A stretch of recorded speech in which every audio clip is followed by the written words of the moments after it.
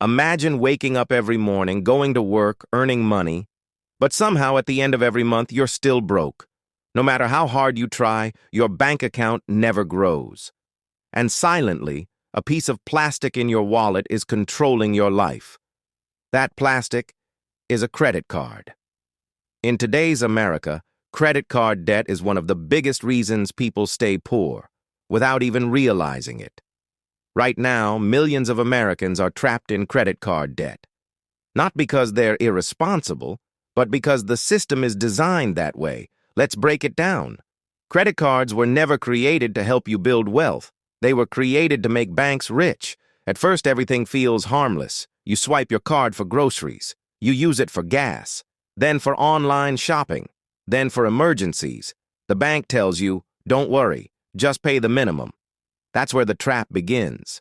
When you pay only the minimum balance, most of your payment doesn't even touch the actual debt. It goes straight to interest.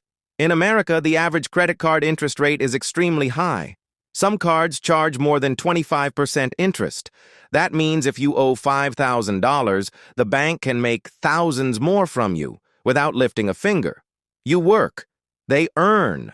And the worst part? Most people don't understand how long it really takes to pay off debt.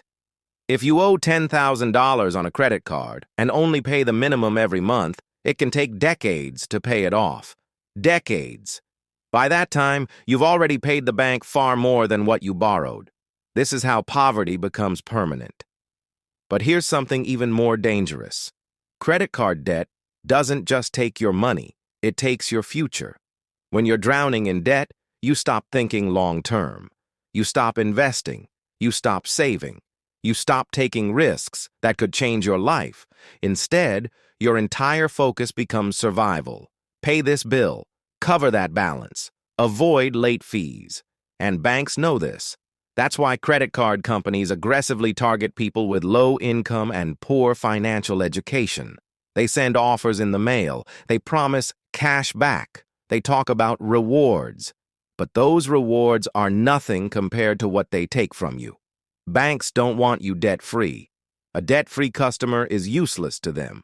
A customer in debt is profitable forever. Now let's talk about credit scores. In America, your credit score controls your life more than your salary. A bad credit score means higher interest, higher insurance costs, denied loans, denied apartments, denied opportunities. And guess what hurts your credit score the most? Credit card debt, high balances, missed payments, late fees.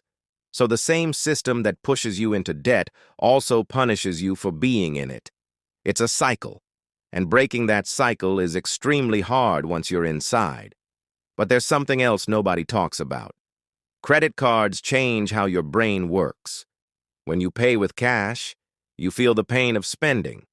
When you swipe a card, that pain disappears.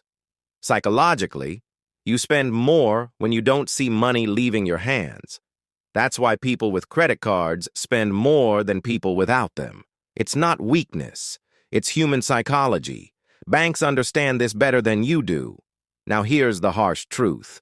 Most Americans are not poor because they don't earn enough. They're poor because interest is eating their income alive. Every dollar going toward interest is a dollar that could have been invested. A dollar that could have built wealth, a dollar that could have created freedom. Instead, it creates dependency, and dependency is exactly what the system wants. But here's the good news. This system only works if you play by its rules. Wealthy Americans use credit cards very differently. They don't carry balances. They don't pay interest. They use cards for leverage, not survival. They pay in full. They avoid interest. They use rewards strategically. Poor and middle-class Americans use credit cards to survive. Rich Americans use them to optimize. Same tool, very different outcome. The difference isn't intelligence. It's education.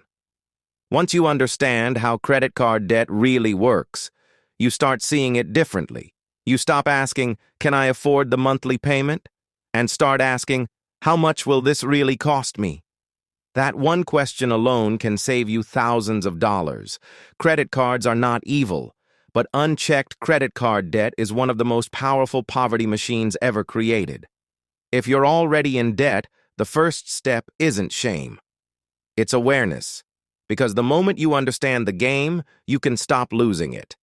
And once you stop feeding the system, you finally give yourself a chance to build real wealth. In the next video, we'll talk about something even more shocking.